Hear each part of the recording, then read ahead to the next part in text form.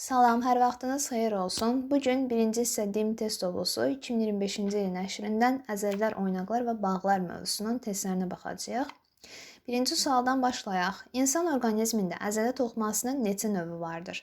Əzələ toxumasının 3 növü olur. Saya əzələ, enna-zolaqlı ürək əzələsi və enna-zolaqlı skelet əzələsi. 2. Əzələlərində vətərlər vardır. Vətərlər yalnız enna-zolaqlı skelet əzələlərində olur. Yəni, enna-zolaqlı skelet əzələsinin lifləri də iradə olaraq yığılır. İndi iradə olaraq yığılan olacaq əl barmaqları. Bəs bu vətərin funksiyası nədir? Vətər əzələləri sümüyə birləşdirərək hərəkəti təmin edir. 3. Tərkibində enna-zolaqlı əzələ toxuması olan enna-zolaqlı əzələ toxuması bir ürək əzələsində olur, bir də skelet əzələlərində olur. 4. Çeynəməni həyata keçirən əzələlər hansı oynaqda hərəkəti təmin edir?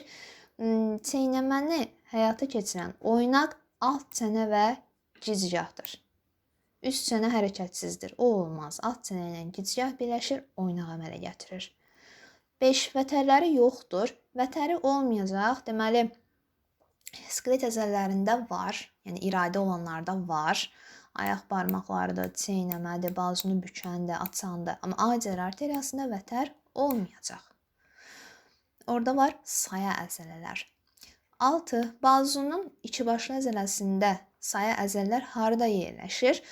Saya əzələlər damarların divarlarında yerləşir. Ona görə arteriya və venaların divarlarında doğru cavab olacaq. 7. Əzələlərdən hansının işinə baş beyin yarımkürələri qabığının neyronları təsir etmir? Baş beyin yarımkürələri qabığının neyronları iradi hərəkətlərə təsir edir. Yəni, bağırsaq əzələsi qeyri-iradidə ona təsir etməyəcək. Bazunu açan iradi, ayaq barmağını hərəkət etdirmək iradi. Döş əzələsi iradi, bazunu bükən əzələ iradi. Döş əzələsi həm qolları hərəkət etdirir, iradidir. Həm də döş qəfəsinin həcmini dəyişir, nəfəs alıb nəfəs verməklə. Bu da iradidir. Döş və kürək əzələləri ilə müdafiə olunan orqanlar, təbii ki, döş boşluğunda yerləşən orqanlar olacaq. Ağciyərlər və ürək, B bəndi. Tərkibində enna-zolaqlı əzələ toxuması olacaq. Bir skelet əzələsində, bir də ürək əzələsində, C bəndi. 10. Hansı əzələlərin hərəki neyronları baş beyin yarımkürələri qabığı neyronlarının təsiri altında olur? Baş beyin yarımkürələri qabığı neyronlarının təsiri altında olacaq iradə hərəkətlər. Bəbək əzələsi bizdən asılı olmayaraq işıq güclü olanda bəbək kiçilir, işıq az olanda bəbək genişlənir, avtomatik olaraq. Mədə əzələləri nədir? Qeyri-iradi. Ağciyər venası, arteriyası əzələri qeyri-iradi, göz almasını hərəkət etdirən əzələlər iradidir artıq. 11. Əzələlərdən hansının işinə baş beyin yarımkürələri qabığı neyronları təsir etmir? Burada tapmalıyıq biz. Bizdən asılı olmayanı, o da mədə əzələləri olacaq. 12. X, Y və Z-i müəyyən edin. Verib Venn diaqramında saya əzələlər və enna-zolaqlı skelet əzələsini. İşi qeyri-iradi olacaq saya əzələ. Mezoderma mənşəli, bütün əzələlər mezoderma mənşəlidir. İşi somatik sinir sistemi vasitəsilə tənzim olunur. Somatik sinir sistemi iradidir. Yəni, olmalıdır bu enna-zolaqlı skelet əzələsində. Amma burada məsələn verib avtonom sinir sistemi. O artıq qeyri-iradi olacaq saya əzələdə. Vətərlər vasitəsilə sümüyə bağlanan sadəcə enna-zolaqlı skelet əzələsidir. Yığılma və boşalma qabiliyyətinə malikdir. Bütün əzələlər yığılma və boşalma qabiliyyətinə malikdir. 1, 6, 2, 5, 3, 4 doğru cavab A bəndi olar. 13. Şəkildə təsviri verilən əzələ sisteminin hansı rəqəmlə göstərilən hissəsi doğru deyil? 1 böyük döş əzələsidir. Düzdür, 1 böyük döş əzələsidir. 2 başlı bazu əzələsidir. 2. Öndə yerləşir. Bazunun öndə 2 başlı əzələsi bükmə funksiyası yerinə yetirir. Düz. 3 qarın əzələsi. Düz. 4 arxanın açıcı əzələsi. Budun öndə yerləşən 4 başlı əzələsidir. Açıcı da amma arxada yerləşmir, öndə yerləşir. Səhv. 2-3 başlı bazu əzələsi deyil, 2 başlı bazu əzələsidir. D nəyi yanlış olacaq. Doğru cavab D bəndi. 14. Sxemdəki əzələlər hansı xüsusiyyətlərinə görə qruplaşdırılır? İki başlı bazo əzələsi, bir də iki başlı bud əzələsi. Bunlar bükücü əzələlərdir. Üç başlı bazo, dörd başlı bud əzələsi bunlar da atıcı əzələlərdir. Yəni atıcı və bükücü olmasına görə qruplaşdırılıb. 15. Rəqəmlə göstərilmiş hər bir orqanda əzələ toxumasının hansı növünə rast gəlinir? 1 ilə göstərilib burada yuxarı ətrafın sərbəst hissəsi. Burada olacaq yuxarı ətrafın sərbəst hissəsində qan damarları var, düzdürmü? Qan damarları varsa orada sayı əzələ var. Sayı əzələ var. Bir də iradidir.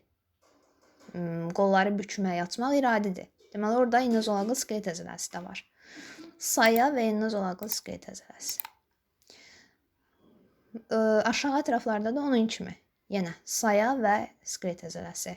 Saya və skelet əzələsi. Burada təkcə saya yazıb olmaz. Burada da saya və skelet. 3 ilə göstərilib ürək. Burada da yenə qan damarları var. Saya əzələ olacaq. Ürək də innozolaqlı ürək əzələsindən təşkil olunub. Amma işi saya əzələ kimidir. O ayrı. Burada göstərilib acər və 5-də də mədə. Bunlarda təkcə olacaq saya.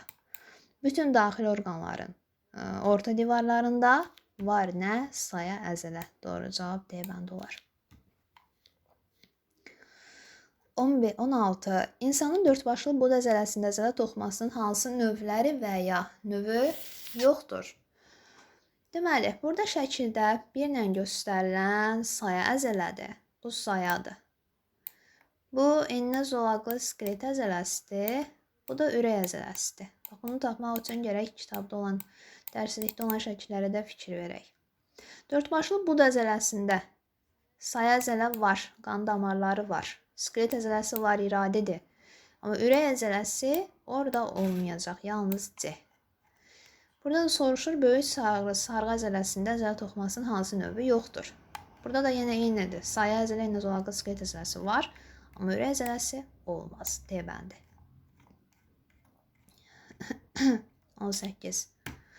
Oynaqlar barəsində düzgün olmayan mülahizəni müəyyən edin. Oynaqlarda hərəkəti skelet əzələləri təmin edir. Doğrudur. Sümüklər bir-birinə bağlar vasitəsilə birləşir. Təbii ki, yalnız uzun boylu sümüklər əmələ gətirir. Elə çox uzağa getməyək. Əvvəlki sualların birində dedik ki, alt çənə ilə gicgah oynaq əmələ gətirir, çeynəməni təmin edir. Və heç bir uzun boylu sümük deyil ki, deməli, yalnız uzun boylu sümük oynaq əmələ gətirir. Demək, yanlışdır. Oynaq başı oynaq çuxurundan çıxa bilər. Bu da çıxıq adlanır. Hərəkətli sümük birləşmələrdir. Oynaqlar hərəkətlidir, düzdür. 19. Hansı əzələlər sümüklərə birləşir? Əzələ vətərlə sümüyə birləşir də. Hansında olacaq? Yenə innozolaqlı skelet əzələləri. İradi olanları seçməliyik. Qeyri-iradi, qeyri-iradi. Qan damarının divarında saya əzələ var. Qabırğa arası iradi. Bu qabırğa arası əzələlər nəfəs alma, nəfəs verməklə əlaqəlidir. Nəfəs alanda məsələn yığılacaq, qabırğa arası əzələlər yuxarı qalxacaq, qabırğalar yuxarı qalxacaq, nəticədə döş qəfəsinin həcmi artar. Biz də istəsək nə edə bilərik? Dərindən nəfəs alıb nəfəsimizi saxlaya bilərik. Yəni iradidir. Çeynəmə iradidir. Mimik əzələ iradidir. Tükü qaldıran qeyri-iradi olacaq. Çünki bizdən asılı olmayaraq sevinəndə və yaxud həyəcanlananda baş verən bir prosesdir, qeyri-iradidir. İnsan orqanizmində əksər hissəsi saya əzələ toxuması növündən təşkil olunmamış əzələlər. Saya əzəlinin təşkil olunmasın. Mədənin boylama əzələsində, arteriya divar əzələlərində, ümumiyyətlə bütün daxili orqanların divarlarında var saya əzələ. Amma mimik əzələlərdə olmaz. Ürək əzələsi, innozolaqlı skelet əzələsi də olmaz. Qırtlaqda da saya əzələ olmaz. Böyük sarğı əzələsi. Burada da var, innozolaqlı skelet əzələsi, saya əzələsi yoxdur. Amma bağırsaq əzələsi saya əzələdir. Saya əzələ olmayan 3, 4, 6 və 7 olacaq. 21. İnsan orqanizmində əksər hissəsi şəkildəki əzələ toxuması növündən təşkil olunmuş əzələ. Bu, innozolaqlı skelet əzələsinin şəklidir. Dil əzələsində var, ürəkdə yoxdur. Damaq əzələlərində var, mədənin uzunluğuna yoxdur, vena divarının əzələsi yoxdur. Arxanın atıcı əzələlərində olacaq. 1, 3 və 6. 22. İnsanın döş əzələləri yuxarı ətrafların hərəkətini təmin edir. Döş əzələləri qolların hərəkətini təmin edir. Düz. Əsasən bir növbəli hüceyrələri olan əzələ toxumasına təşkil olunub. Baxın, bu döş əzələsi nədir? İradidir. Yəni, eni zolağı sklet əzələsi var. O da çox növbəlidir. Bir növbəli olan sayadır. Yanlış. Döş qəfəsinin həcminin dəyişməsini təmin edir. Doğru. Əsasən çox növbəli hüceyrələri olan əzələ toxumasına təşkil olunub. Bəli, çünki eni zolağı əzələ toxumasına təşkil olunub. Yuxarı ətrafların əzələlərinə aiddir. Xeyr, gövdə əzələlərinə aiddir. Vətərlərə malik olmuyor, bilavasitə sümüyə bağlanır. Döş əzələsi yox, vətərə malikdir. Vətərə malikdir. Bu da səhvdir. 1, 3, 4 olacaq. 23. Qabırğa sınıqlarında döş qəfəsi sarınan zaman. Bilirik, qabırğa sınanda döş qəfəsini dərindən nəfəs vermə zamanı sarımaq lazımdır. Nəfəs verəndə də diafraqma yassılaşmır, qabarıqlaşır.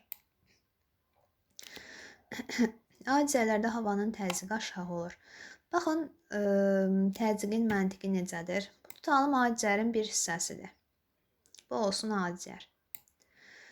Təzyiq həmişə çoxdan aza doğru gedir.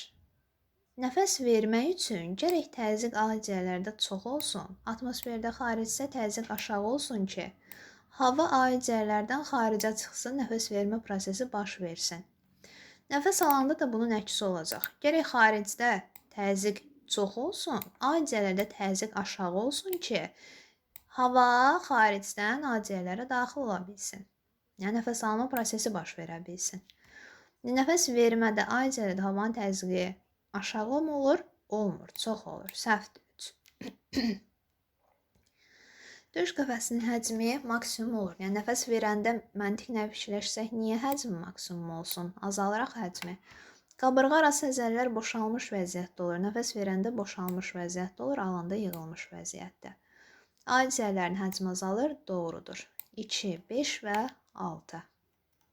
24. İnsan əzələləri üçün uyğunluğu müəyyən edin. Qabırğa arası əzələlər gövdə əzələlərinə aiddir. Mimiki əzələlər başın əzələlərinə aiddir. 3 başlı əzələ, 2 başlı əzələ, bunlar bazu və budda yerləşir. Nədir bunlar? Ətraf əzələləridir. Böyük döş əzələləri gövdə əzələlərinə aid olacaq. Bu qədər testlərin sonuna gəldik. Əgər başa düşmədiyiniz, qaranlıq qalan bir yer oldusa, şərhlərdə yaza bilərsiniz. Sağ olun.